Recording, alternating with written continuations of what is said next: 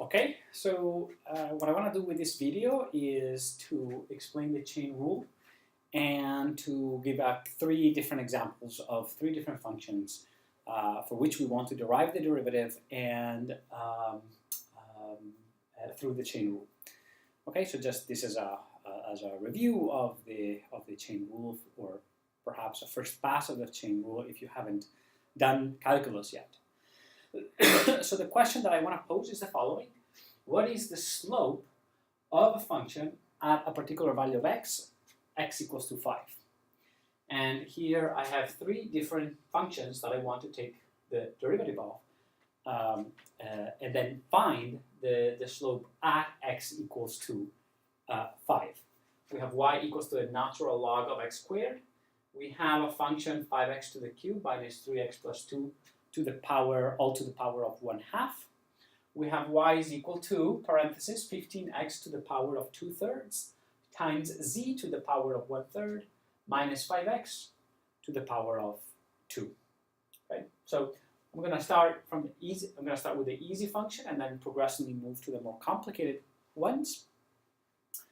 As a review of what is the chain rule, when is that we are applying the chain rule? The chain rules is applicable whenever you have a function of this form, z equals to f of g of x. Okay, so f of g of x, that means that there is a function f, and inside that function there's another function, a function g. Okay, and you want to take the derivative of z to respect to x.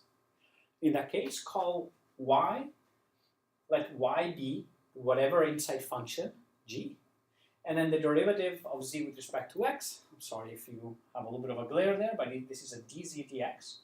So the derivative of z with respect to x is the product of two components. The first component is the derivative of z, so with respect to y, so the derivative of the outside function, then multiplies the derivative of the inside function.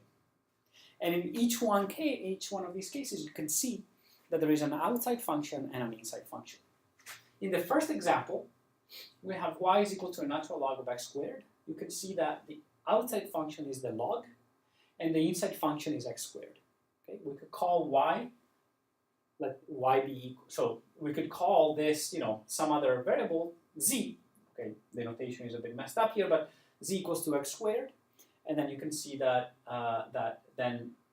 we can proceed with the chain rule, but first taking the derivative with respect to the outside function, and multiply that with the derivative of the inside